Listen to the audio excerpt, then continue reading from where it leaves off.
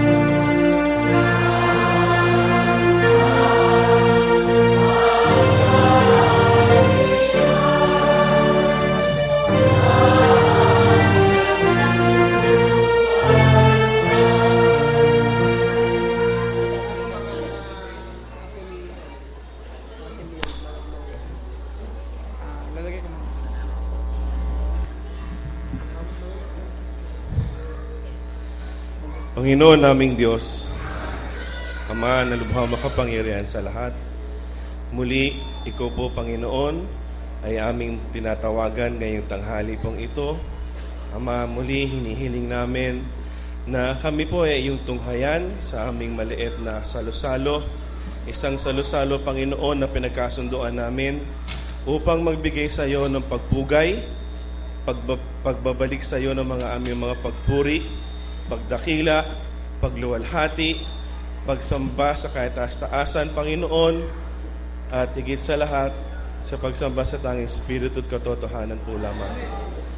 At bukod pa po dito, Panginoon, ngayong umaga pong ito, ngayong araw po ng ito, ay amin pong ikaw pinapasalamatan, Amang Diyos na makapangyarihan sa lahat. Una na sa lahat, para sa paggabay mo sa amin, sa aming paglalakbay patungo sa bahay-sambahang ito, Panginoon.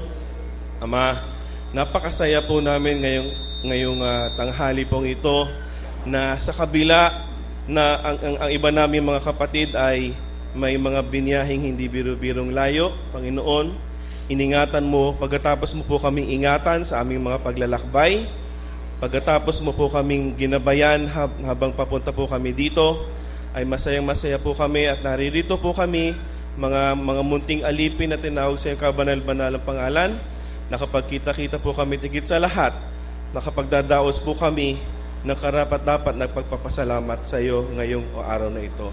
Amen. Ama, Diyos na walang sawa sa pagbibigay sa amin ng mga mabubuting bagay. Ama, maraming salamat nga po. Hindi po maubos-ubos ang pagpapasalamat namin paulit at paulit. Ama, napakarami pong nagdaan sa aming mga buhay sa nagdaang taon. Ama, napakarami mo pong mga masasayang araw na pinagkaloob mo sa amin. May mga malulungkot din naman pong mga pagkakataon. Ngunit hindi ka po namin pinapasalamatan dahil sa mga pagsubok na dumarating sa amin. Kung hindi pinapasalamatan ka po namin, Panginoon, dahil sa bawat pagsubok ay binibigyan mo po kami ng pamamaraan upang malampasan at mapagwagian ang mga pagsubok na ito. Maraming salamat po, Panginoon. Napakadaming unos na dumating sa bansa namin. Napakadaming pagsubok, mga kalamidad, mga kahirapan, Panginoon, ang dumarating sa amin. Ngunit sa kabila po niyan, Ama, naririto kami po ng mga pamilya namin. 10 ng aming pamilya ay naririto. Masasaya po kami at kumpleto po ang aming pangangatawan. Malulusog po kami na humaharap sa iyo at nagbibigay ng pagpuri. Inaangat namin ang aming mga pag-aawitan sa iyo at matao sa puso ka pong aming pinapasalamatan. Amen. Bukod po dito, pinapasalamatan ka din po namin, Panginoon, na hanggang sa mga panahong ito, Ama, ay niloloob mo na manatili sa amin ang pananampalataya namin. Pananampalataya namin sa iyo at sa iyong bugtong-anak na si Jesucristo. Maraming salamat po, Panginoon, na dinami-dami, Panginoon, ng mga kaluluwa na nandyan sa labas, ay naawa ka po at nahabag ka po sa aming kaluluwa at pinili mo kami